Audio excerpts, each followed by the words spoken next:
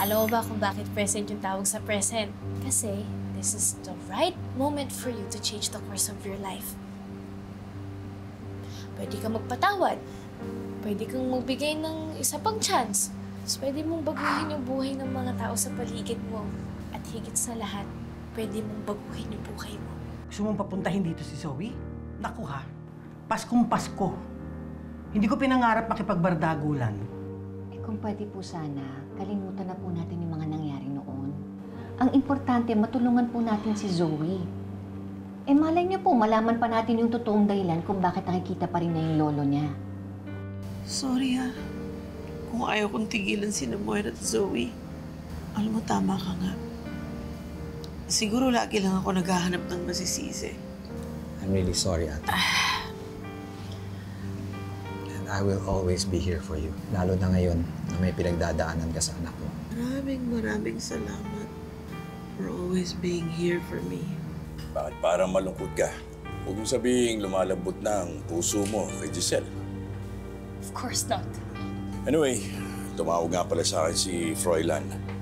Pinapapunta tayo bukas sa office ng lawyer na lolo mo.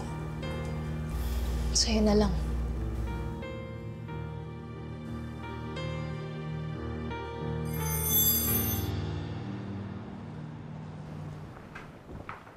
Salamat po. Ready na yung pagkain natin.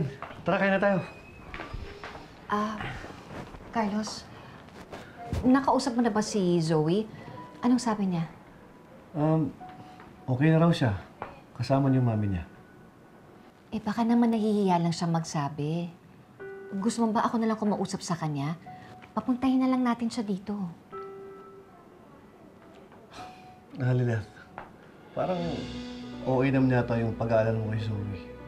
Alam mo, Lynette, may punto si Carlos. Talaga bang pipilitin mo pang pumunta rito si Zoe? Chang, nag-aalala lang po ako sa kanya kasi kasama po niya si Moira. Lynette, may punto naman si Doc Carlos eh. Pwede ka namang mag-alala kay Zoe, pero wag naman yung sagad na sagad. Alalahanin mo, may sungay ang si Zoe. Any moment, susuwagin tayo niyan. Hindi niyo kasi alam yung pakiramdam ng isang tao na ang kalaban niya yung sarili niyang pag-iisip.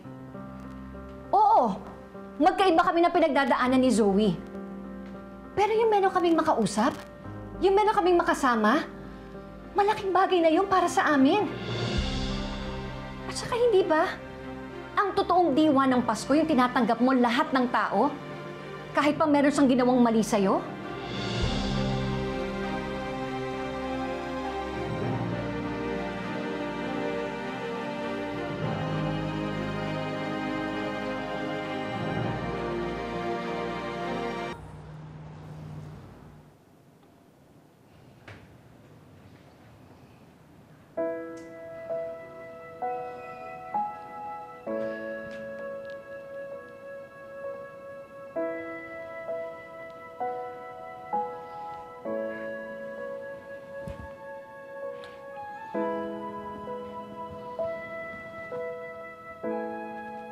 Good morning. Ano oras na ba? Bakit? Late na yata ako ah. Tumawag na ako sa Isrid. Sabi ko, hindi ka makakapasok. Oh, breakfast ka muna. Sandali. Ikaw may gawa nito? Oo. May konting tulong si Chang Susan. Ano? Kumusta tulog mo? Ay, mahimbing. Nakatulong talaga na nandito ako. Kasi nga, pakiramdam ko, safe ako dito.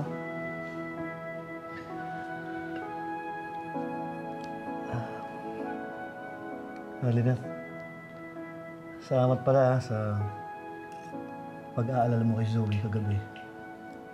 Bakit? Wala, dahil doon, lalo akong humanga sa'yo. Alam mo, mabait naman si Zoe eh. Naimpluwensyahan lang ni Moira.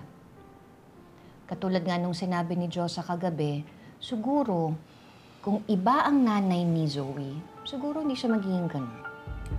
Paano kaya kung ikaw ang maging nanay ni Zoe?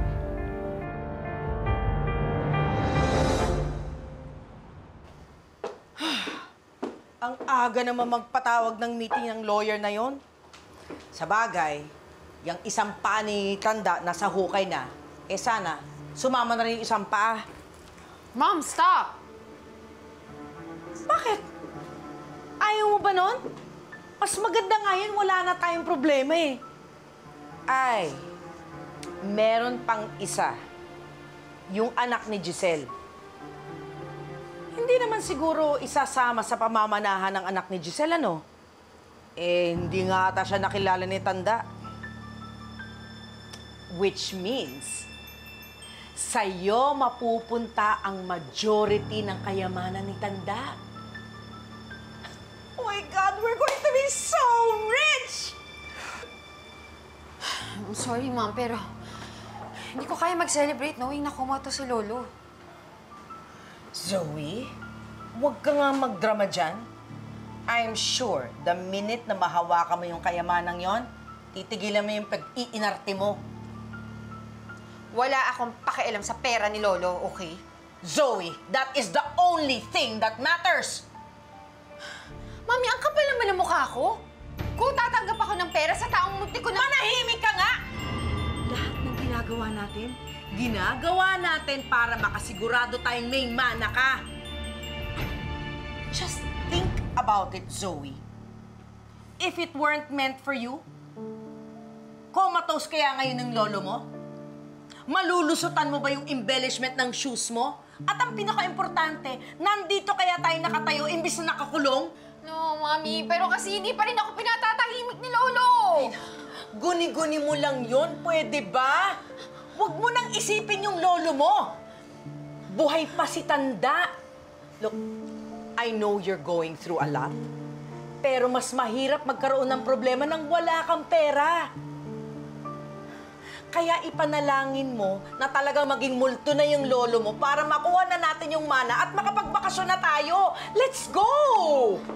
I'm sorry, Mom, pero... I'm sorry, pero I can't. Hindi ko kaya umarap sa kanila. Ikaw na lang, ikaw na lang. Zoe! Stop being so maarte. Let's go! Sasama ka sa akin. Susunod na lang ako. Arte mo!